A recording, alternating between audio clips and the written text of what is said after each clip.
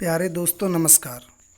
महादेवी वर्मा ने कई रेखा चित्र और संस्मरण लिखे हैं। इन रेखा चित्रों और संस्मरणों की 2-3 पुस्तकें हैं, जिनमें से एक पुस्तक है स्मृति की रेखाएं। स्मृति की रेखाएं में इस पुस्तक में उन्होंने कई व्यक्तित्व को अपनी कलम से संवारा है, सजाया है। उन्हीं में से एक शीर्षक भक्तिन, उन्हीं में से एक व्यक्तित्व भक्तिन जो हमारी पाठ्य पुस्तक में है। आज हम उसी के बारे में पढ़ेंगे और देखेंगे कि महादेवी वर्मा और उनकी सेविका भक्तिन के बारे में उनके बीच में कैसे संबंध थे। आइए देखते हैं। मैं हूँ शैलेंद्र, ये है मेरा परिचय। सबसे पहले हम महादेवी वर्मा जी के बारे में देख लेते हैं, जान लेते हैं। वैसे तो आप लोग इसके पहले भी महादेवी वर्मा की रचनाएं पढ़ चुके हैं। महादेवी वर्मा हिंदी की सर्वाधिक प्रतिभावान कवियत्रियों में से एक हैं।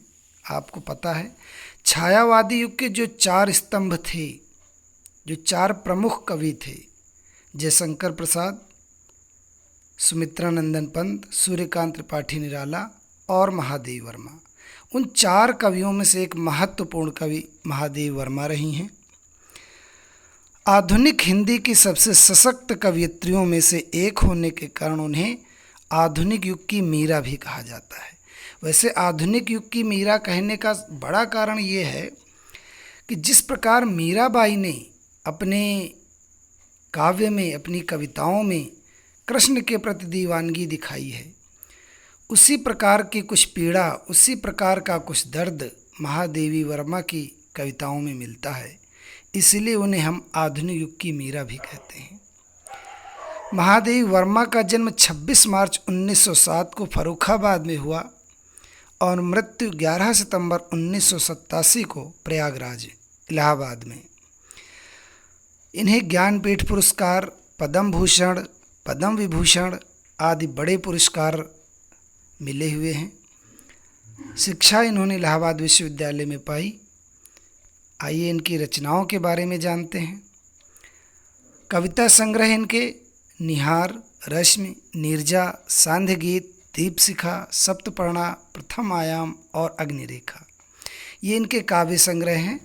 इसके अलावा जैसा मैंने प्रारंभ में ही जिक्र किया था, अतीत के चलचित्र और स्मृति की रेखाएं, ये रेखा चित्र की 2 पुस्तकें हैं। और संस्मरण में पथ के साथी, मेरा परिवार और संस्मरण, ये 3 पुस्तकें। तो रेखा चित्र और संस्मरण महादेवी वर्मा के काफ़ी प्रसिद्ध हुए। यद्यपि कवयित्री के रूप में तो जानी ही जाती थी। और निबंधों में श्रृंखला की कड़ियाँ, ये महिलाएं या महिला सशक्तिकरण की एक प्रमुख पुस्तक है। श्रृंखला की कड़ियों में महादेवी वर्मा जी ने प्राचीन काल से लेकर के आधुनिक युग तक स्त्री दासता और स्त्री स्वतंत्र के प्रश्न को रेखांकित किया है। इसके अलावा साहित्यकार की आस्था और अन्य निबंध भी इन्होंने लिखे हैं। 2 पत्रिकाओं का इन्होंने संपादन भी किया है, जिनका नाम था चांद और साहित्यकार। आइए इनकी साहित्यिक विशेषताओं के बारे में जान लेते हैं। बहुमुखी प्रतिभा की धनी महादेवी वर्मा छायावाद काल की जो 4 स्तंभ में से एक हैं। इसका जिक्र मैं पहले ही कर चुका हूँ। संस्मरण और रेखा चित्र के कारण एक अप्रतिम गद्यकार के रूप में भी जानी जाती हैं। इसकी भी चर्चा हमने की।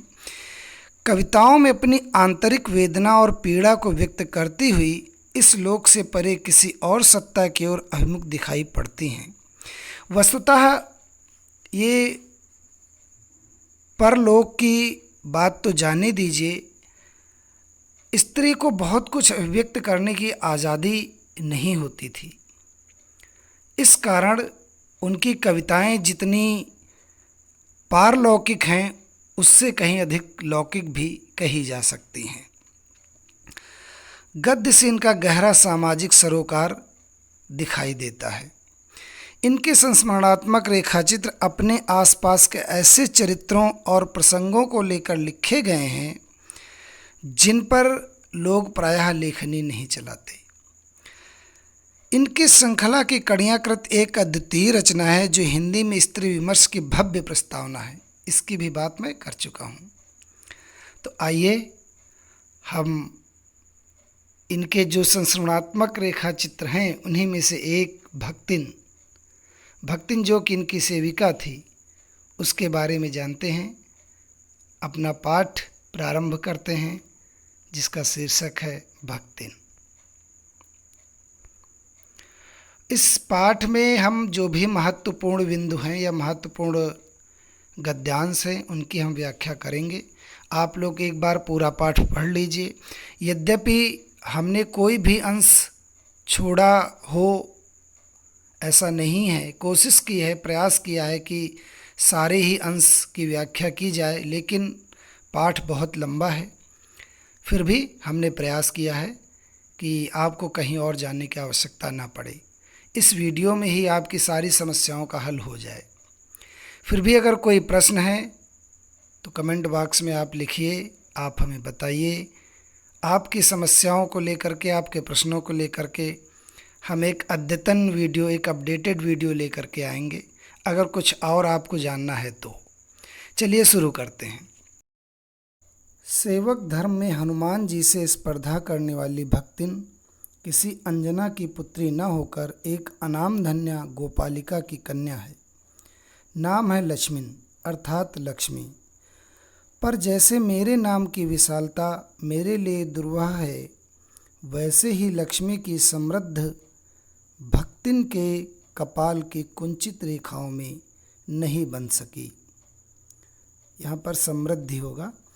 वैसे ही लक्ष्मी की समृद्धि भक्तिन के कपाल की कुंचित रेखाओं में नहीं बन सकी। वैसे तो जीवन में प्रायः सभी को अपने अपने नाम का विरोधाभास लेकर जीना पड़ता है, पर भक्तिन बहुत समझदार है, क्योंकि वह अपना समृद्ध सूचक नाम किसी को बताती नहीं। यहाँ से आरंभ होता है पाठ का।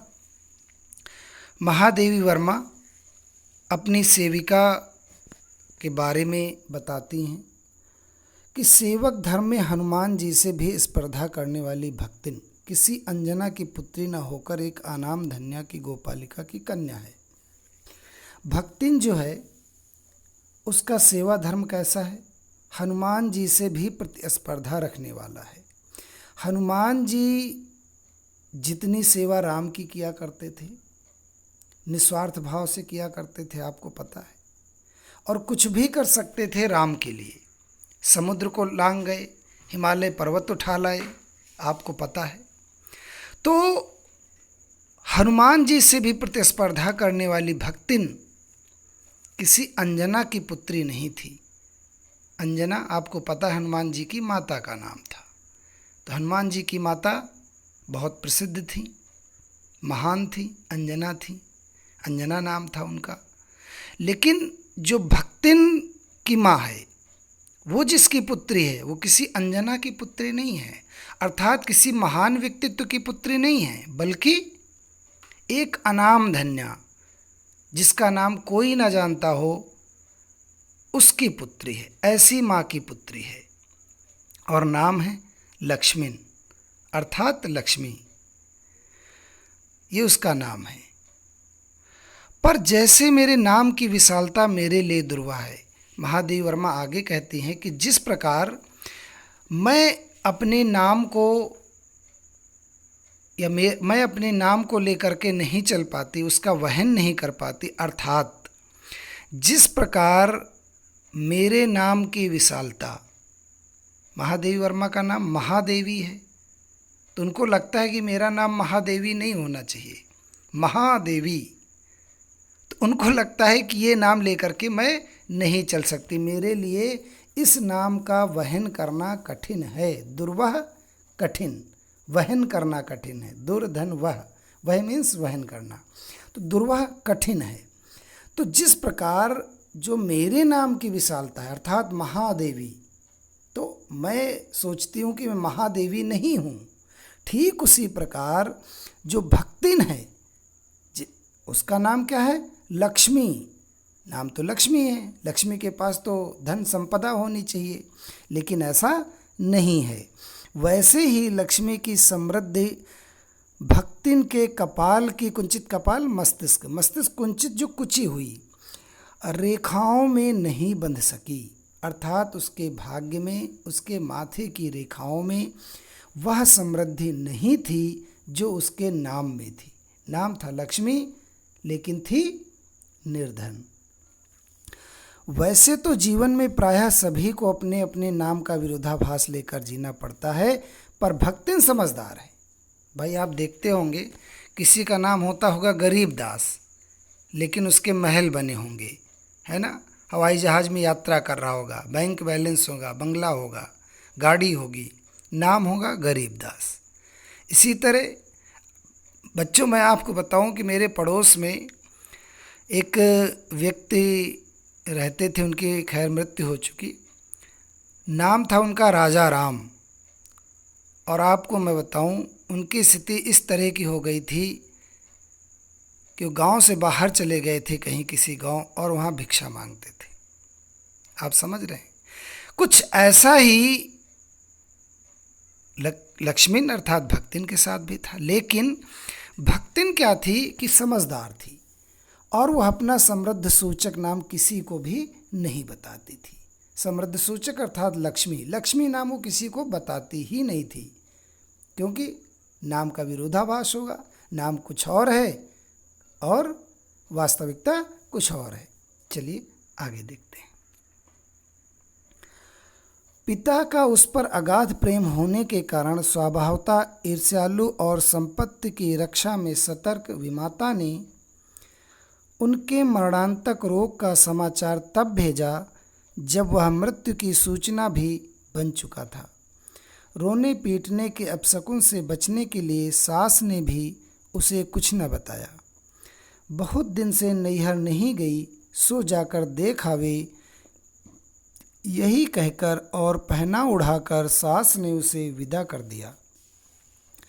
इस अप्रत्याशित अनुग्रह ने उसके पैरों में जो पंख लगा दिए थे वे गांव की सीमा में पहुंचते ही झड़ गए। हाय लक्ष्मण अब आई कि अस्पष्ट पुनरावृत्तियां और स्पष्ट सहानुभूतिपूर्ण दृष्टियां उसे घर तक ठेल ले गईं, पर वहाँ ना पिता का चिन्ह शेष था, ना विमाता के व्यवहार में शिष्टाचार का लेस था। दुख से शिथिल और अपमान से जलती हुई वह उस घर में पानी भी बिना पिए उल्टे पैरों ससुराल लौट पड़ी। सास को खरी खोटी सुनाकर उसने विमाता पर आया हुआ क्रोध शांत किया और पति के ऊपर गहने फेंक फेंक कर उसने पिता के चिर विछोह की मर्म व्यथा व्यक्त की। विद्यार्थियों,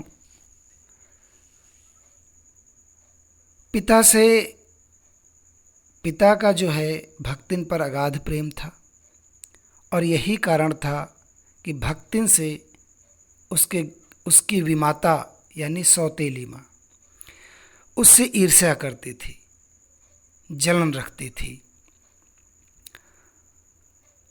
और साथ ही उसे यह डर भी था कि पिता की संपत्ति में हो सकता है कि भक्तिन को भी हिस्सा मिल जाए। तो उसकी रक्षा में सतर्क भी थी विमाता, उसकी सौतेली माता पूरी तरह सतर्क थी कि ऐसा कुछ न होने पाए। यही कारण था, एक ईर्ष्या और दूसरा संपत्ति की रक्षा में सतर्क होना। ये दो कारण थे जिसके कारण विमाता ने यानी सौतेली माँ ने जब उसके पिता का अंत हुआ तो उसका समाचार भी नहीं भेजा भक्तिन के पास। और सास ने क्या किया? सास को तो पता चला, लेकिन सास ने रोटने पीटने के अपशकुन से बचने के लिए उसने भी भक्तिन को कुछ भी नहीं बताया। लेकिन सास ने ये कहा कि बहुत दिन से तुम नैहर नहीं गई हो। नैहर जो भक्तिन का घर था, जहाँ वह पैदा हुई थी, कि बहुत दिन से तुम नैहर नहीं गई हो, जाकर देख आओ। और जब ये भक्तिन ने सुना, जिसकी उसे बिल्कुल आशा भी नहीं थी कि सास ऐसा कुछ कहेगी, सास जाने ही नहीं देती, और उसके तो मानो पंख लग गए और वो सीधे अपने गांव पहुंच गई।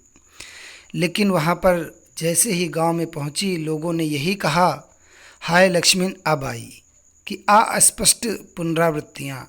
बीच बीच में लोग कहते, अरे लक्ष्मण अब आई हो, अरे लक्ष्मण अब आई हो। उससे कुछ आशंका हुई होगी। साथ ही सहानुभूतिपूर्ण दृष्टियाँ, सभी सहानुभूति से देख रहे थे कि अरे भक्तिन यानी लक्ष्मण को तो अभी भी नहीं पता चला। ये सब देख करके उसे कुछ कुछ आशंका तो हो गई थी, और इसी कारण वो सीधे घर पहुंच गई।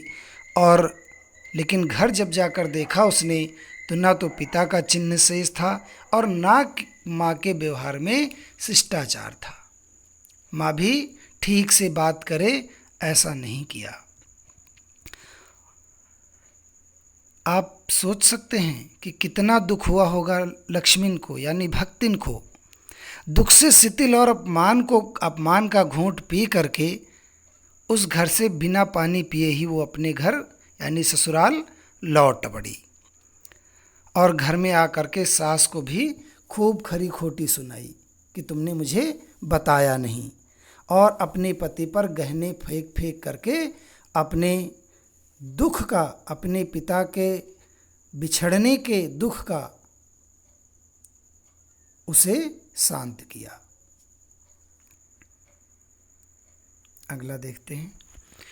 जीवन के दूसरे परिच्छेद में भी सुख की अपेक्षा दुख ही अधिक है। जब उसने गेहुए रंग और बटिया जैसे मुख वाली पहली कन्या के 2 संस्करण और कर डाले, तब सास और जिठानियों ने ओंठ बिचकाकर उपेक्षा प्रकट की। उचित भी था, क्योंकि सास 3 कमाऊ वीरों की विधात्री बनकर मचिया के ऊपर विराजमान पुरखिन के पद पर अभिषिक्त हो चुकी थी, और दोनों जिठानियाँ काकभुसुंडी जैसे काले लालों की क्रमबद्ध सृष्टि करके इस पद के लिए उम्मीदवार थीं। छोटी बहू के लीक छोड़कर चलने के कारण उसे दंड मिलना आवश्यक हो गया था। छोटी बहू कौन? भक्तिन यानी लक्ष्मण। जीवन के दूसरे परिच्छेद में पहला परिच्छेद कौन सा था? पहला परिच्छेद ये था जीवन का, यानी पहला भाग वो था जबकि भक्तिन या लक्ष्मण का विवाह कर दिया गया। वो अपनी ससुराल में थी और उसकी जो सौतेली माँ थी उसे पसंद नहीं करती थी। इसी कारण जब पिता की मृत्यु हुई तो उसने बताया नहीं और सास ने भी नहीं बताया, और जब वो घर गई तो उसे पिताजी नहीं मिले। लौट करके उसने जो भी किया। यहाँ तक पहला परिच्छेद था। अब दूसरा परिच्छेद शुरू हुआ। उसमें भी उसे सुख की अपेक्षा दुख ही अधिक मिला। क्या हुआ? उसने गेहुए रंग की और बटिया जैसे मुख वाली पहली कन्या के 2 संस्करण और कर डाले।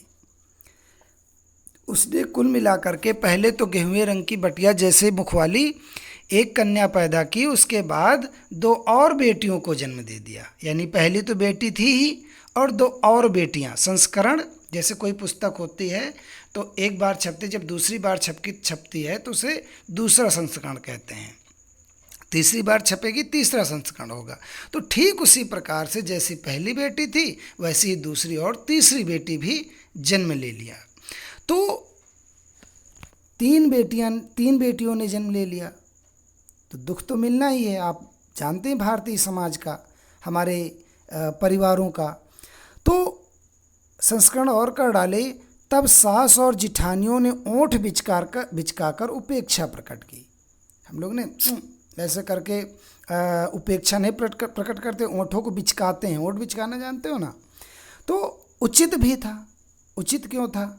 क्योंकि सास तीन तीन कमाऊ वीरों की विधात्री बनकर मचिया के ऊपर विराजमान पुरखिन के पद पर अभिषिक्त हो चुकी थी।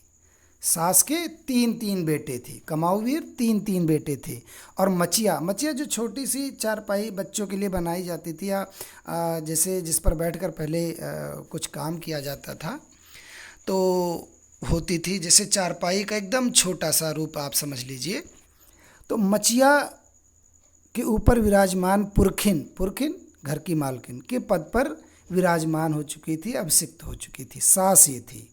और दोनों जिठानियाँ कागभुसुंडी जैसे काले लालों की क्रमबद्ध सृष्टि करके, जो जिठानियाँ थी उन्होंने क्या किया, कागभुसुंडी, कागभुसुंडी एक कावा था जो जिसका उल्लेख रामचरितमानस में आया है, ठीक है, उसने कथा सुनाई थी। तो यहाँ पर इसका तात्पर्य कावे से है। तो काले कावे जैसे काले काले बच्चों को जन्म दे करके इस पद की उम्मीदवार थी। जिस पद पर सास विराजमान थी उसी पद पर जिठानियाँ भी विराजमान होने की उम्मीदवार थी, ठीक है। और ये स्थिति थी, सास तीन तीन कमाऊ वीरों की पुत्री थी, तीन बेटों की। जिठानियाँ भी, जिठानियाँ मतलब उसके जो पति थे उसके बड़े भाइयों की पत्नियाँ, है ना, आप समझ सकते हैं, जिठानियाँ। तो वो भी उसी लाइन पर चल रही थी, उसी रेखा पर चल रही थी, लीक पर चल रही थी। लेकिन छोटी बहू यानी लक्ष्मण ने लीक तोड़ दी, उसने बेटियों को जन्म दे दिया। तो उपेक्षा भी प्रकट की गई और सभी उसको अपमान भी उसका किया। तो चलिए आगे चलते हैं। इस दंड विधान के भीतर कोई ऐसी धारा नहीं थी जिसके अनुसार खोटे सिक्कों की टकसाल जैसी पत्नी से पति को विरक्त किया जा सकता।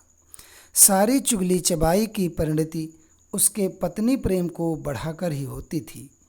जिठानियाँ बात बात पर धमाधम पीटी कूटी जाती, पर उसके पति ने उसे कभी उंगली भी नहीं छुआई।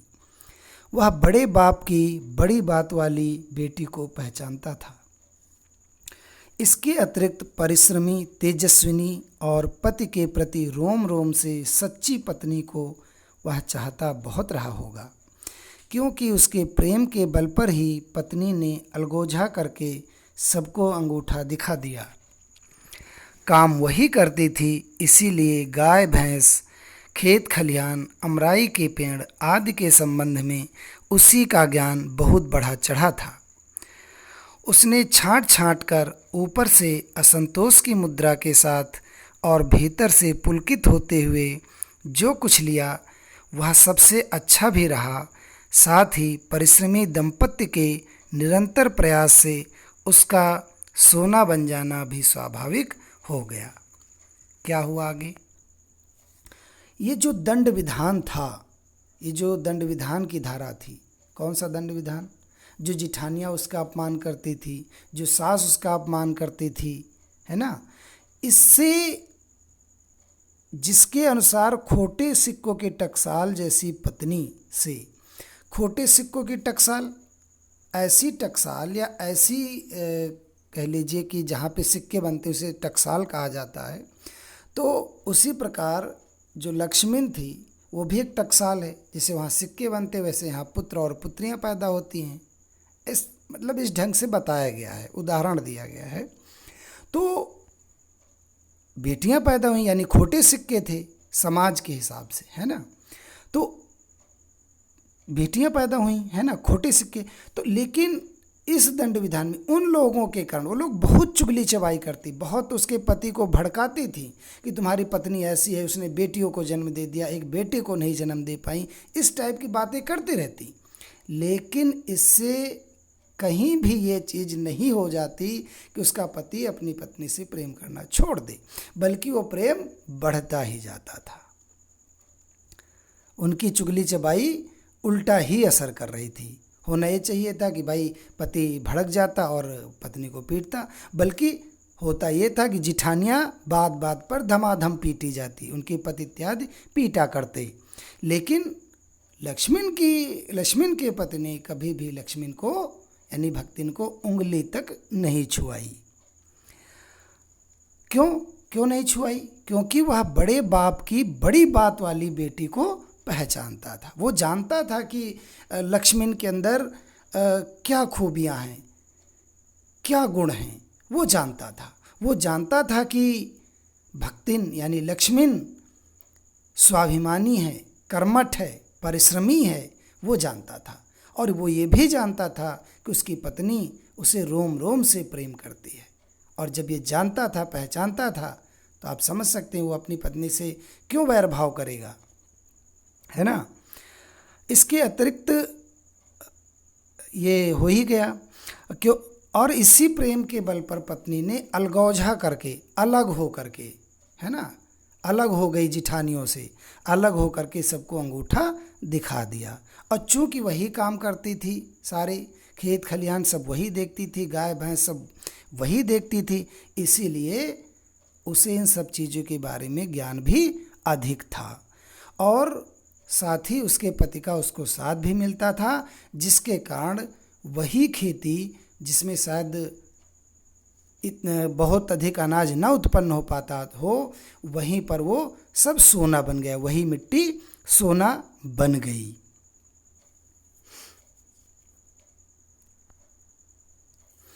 आगे देखिए, भक्तिन का दुर्भाग्य भी उससे कम हठी नहीं था। इसी से किशोरी से युवती होते ही बड़ी लड़की भी विधवा हो गई। भैयों से पार ना पा सकने वाले जेठों और काकी को परास्त करने के लिए कटिबद्ध जिठौतों ने आशा की एक किरण देख पाई। विधवा बहन के गठबंधन के लिए बड़ा जिठौत अपने तीतर लड़ाने वाले साले को बुला लाया, क्योंकि उसका गठबंधन हो जाने पर सब कुछ उन्हीं के अधिकार में रहता। भक्तिन की लड़की भी माँ से कम समझदार नहीं थी, इसी से उसने वर को नापसंद कर दिया। बाहर के बहनोई का आना चचेरे भाइयों के लिए सुविधाजनक नहीं था, अतः यह प्रस्ताव जहाँ का तहाँ रह गया।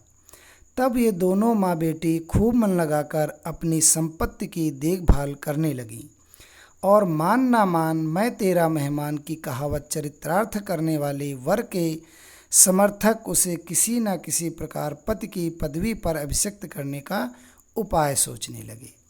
क्या हुआ कि सब कुछ तो ठीक ठाक चल रहा था, लेकिन भक्तिन का दुर्भाग्य उससे कम हठी नहीं था। भक्तिन का दुर्भाग्य भी जिद्दी था कि नहीं, मैं तो भक्तिन के साथ ही रहूँगा। भक्तिन का दुर्भाग्य उसके साथ लगातार था, उसके जीवन में सुख नहीं था।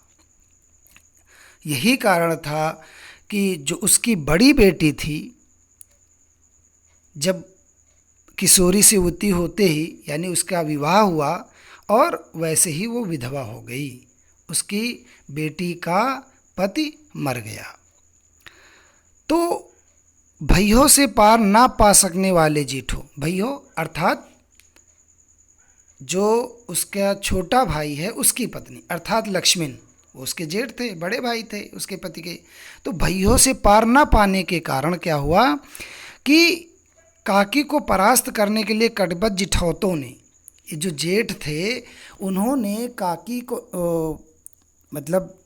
अपनी भैयों को परास्त करने के लिए क्या किया कि विधवा बहन की गठबंधन के लिए बड़ा जिठौत अपने तीतर लड़ाने वाले साले को, जो बड़ा वाला जेठ था, उसने क्या किया कि अपने बड़े साले को बुला लाया इस उद्देश्य के साथ कि जो भक्तिन की लड़की है उसके साथ उसका विवाह कर दिया जाए। और जब विवाह कर दिया जाएगा तो चूँकि भक्तिन की लड़की है तो भक्तिन की लड़की के हिस्से में जो संपत्ति आएगी, अर्थात उसी बहाने सारी संपत्ति पर जिठौतों का कब्जा हो जाएगा, क्योंकि साला तो उनके कब्जे में है ही। आप समझ रहे हैं सारी किस प्रकार की साजिश चल रही है। भक्तिन की लड़की भी माँ से कम समझदार नहीं थी, लड़की भी वैसी थी जैसी माँ समझदार थी। उसने वर को देखते ही, यानी उसके साले को देखते ही उसने वर को नापसंद कर दिया। उसने कहा हम इससे विवाह नहीं करेंगे। तो ये प्रस्ताव, यानी ये जो प्रस्ताव रखा गया था जहाँ का तहाँ रह गया।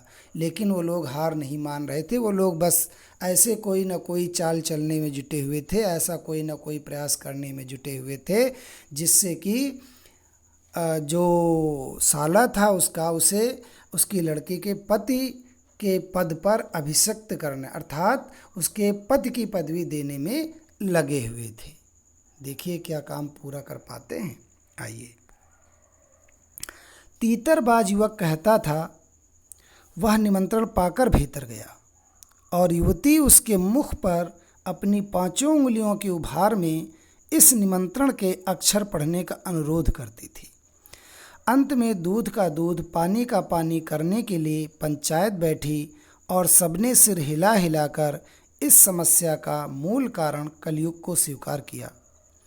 अपीलहीन फैसला हुआ कि चाहे उन दोनों में एक सच्चा हो, चाहे दोनों झूठे, जब वे एक कोठरी से निकले तब उनका पति पत्नी के रूप में रहना ही कलयुग के दोष का परिमार्जन कर सकता है। अपमानित बालिका ने होंठ काटकर लहू निकाल लिया और माँ ने आग्नेय नेत्रों से गले पड़े दामाद को देखा। संबंध कुछ सुखकर नहीं हुआ, क्योंकि दामाद अब निश्चिंत होकर तीतर लड़ाता था और बेटी विवश क्रोध में जलती रहती थी। इतने यत्न से संभाले हुए गाय ढोर खेती बाड़ी जब पारिवारिक दोष में ऐसे झुलस गए कि लगान अदा करना भी भारी हो गया, सुख से रहने की कौन कहे। अंत में एक बार लगान न पहुंचने पर जमींदार ने भक्तिन को बुलाकर दिन भर कड़ी धूप में खड़ा रखा। यह अपमान तो उसकी कर्मठता में सबसे बड़ा कलंक बन गया। अतः दूसरे ही दिन भक्तिन कमाई के विचार से शहर आ पहुंची। तो विद्यार्थियों, आपने देखा क्या हुआ। जो तीतरबाज युवक था उसने क्या किया। हमने बताया था कि सब साजिश रच रहे थे, जिठौत इत्यादि मिल करके। तो इन्होंने क्या किया कि अपने साले को, जो भक्तिन की लड़की थी, उसके कमरे में भेज दिया। उसने अंदर जा कर के दरवाज़ा बंद कर लिया और जोर ज़बरदस्ती करने की कोशिश की। लेकिन जो भक्तिन की लड़की थी उसने तो पहले ही नापसंद कर दिया था, है ना। उसने क्या किया, उसने 2-4 चांटे लगा दिए। और जब दरवाज़ा खुला, जैसा कि लोग चाहते थे कि दोनों को एक कमरे से निकलते हुए देखा जाए, तो दोनों को ये बताया जाए कि भाई ये तो दोनों साथ ही रहना चाहते हैं, इसलिए विवाह कर दिया जाए। और ये कहा जाए कि भाई भक्ति नहीं चाहती। इस तरह की बातें समाज को बता दी जाएं। लेकिन एक और जो उसका साला था, यानी तीतरबाज युवक था, वो कहता कि इसकी लड़की ने हमको कमरे में बुलाया है। और लड़की कहती कि इसके गाल पे पड़े हुए तमाचे देख लो, अगर मैं बुलाती तो इसको मारती थोड़े। इसके जो गाल पे 5 उंगलियां छपी हुई हैं वो ऐसे तो नहीं छपी हुई, अगर मैं बुलाती तो मारने के लिए तो ना बुलाती, और मारना था तो बाहर भी मार सकती थी। तो बार बार सबसे कहती कि भैया मैंने तो नहीं बुलाया, देख लो इसके गाल पे मैंने चांटे लगाए हैं। लेकिन जैसा कि पहले से ही साजिश थी, पंचायत बैठी और सबने सिर हिला हिला करके इस समस्या का मूल कारण कलयुग को स्वीकार कर लिया कि भैया ये कलयुग में ऐसा होता है ना। हम लोग ऐसे ही कलयुग को दोष दे देते हैं, समाज में इसी तरह होता है। तो उन लोगों ने साजिश के तहत इसको कलयुग को माना और यही कहा, अपीलहीन फैसला हुआ कि इसकी अपील अब और कहीं नहीं की जा सकती, यही फैसला अंतिम है। और जो लड़की थी, भक्तिन की लड़की, वो बार बार अनुरोध करती कि इसके गाल पे छपे हुए तमाचे देख लो, लेकिन उस पर भी कोई सुनवाई नहीं हुई। और सबने यही फैसला किया कि जब दोनों एक कमरे से निकले हों तो चाहे वो सच बोल रहे हों चाहे झूठ, उनका पति पत्नी होना ही ठीक रहेगा। और इस तरह से कलयुग के दोष का परिमार्जन किया जा सकता है। इस प्रकार कलयुग के इस प्रभाव को खत्म किया जा सकता है, दोनों का विवाह कर दिया जाए। ये तो उनकी साजिश ही थी। अपमानित बालिका ने होंठ काटकर लहू निकाल लिया। अपने होंठ काट लिए, है ना। आप समझ सकते हैं क्या स्थिति होगी। आप अपने ऊपर महसूस करके देखिए, अगर ऐसा होगा तो। हमारे समाज में यही होता रहा है, ऐसा ही होता रहा है। महिलाओं को इसी प्रकार के दंश झेलने पड़ते रहे हैं। आप समझ रहे हो। और ये सच कहानी है, उनकी सेविका की कहानी है, कोई काल्पनिक कथा नहीं है। तो आप देख रहे हैं। खैर, अंततः और उसकी माँ भक्तिन ने आग्नेय नेत्रों से, जिस ऐसी आंखों से जैसे अग्नि निकल रही, ऐसी आंखों से अपने दामाद को देखा। दामाद वही तीतरबाज युवक। संबंध कुछ सुखकर नहीं हुआ। इस संबंध में सुख मिलना था ही नहीं। तीतरबाज युवक निश्चिंत हो गया, तीतर लड़ाता रहता था और जिठौत लोग अपनी साजिश में लगे रहते। और इसी काम में हुआ ये कि खेती बाड़ी सब बिगड़ गई। और एक दिन जमींदार ने लगान ना चुका पाने के कारण भक्तिन को बुलाया और सारा दिन जो है धूप में खड़ा रखा। एक कर्मठ, स्वाभिमानी, बड़े बाप की बड़े बात वाली बेटी, आप समझ सकते हैं उसे कितना बुरा लगा होगा, कितना अपमान हुआ होगा उसका। आप अंदाज़ा लगा सकते हैं। यही कारण था कि उसने अगले ही दिन कमाई के विचार से शहर आ पहुंची। विद्यार्थियों, आज यहीं तक, क्योंकि आप भी एक साथ वीडियो देखते देखते ऊब जाते होंगे, मैं इस बात को समझता हूँ। तो आज यहीं तक रखते हैं, अगला भाग लेकर के जल्दी उपस्थित होंगे। वीडियो कैसा लगा, कोई सुझाव हो तो ज़रूर बताइए। दूसरे लोगों को शेयर कीजिए वीडियो, ताकि ज़्यादा से ज़्यादा लोगों तक पहुँचे और हमारा प्रयास सफल हो। सभी लोग देखें, ज्ञान बांटने से बढ़ता है। और अगर कोई सुझाव हो तो अवश्य बताइएगा। अगले भाग जब लेकर आऊँगा, तब तक के लिए टाटा, बाय बाय और आपको ढेर सारा धन्यवाद।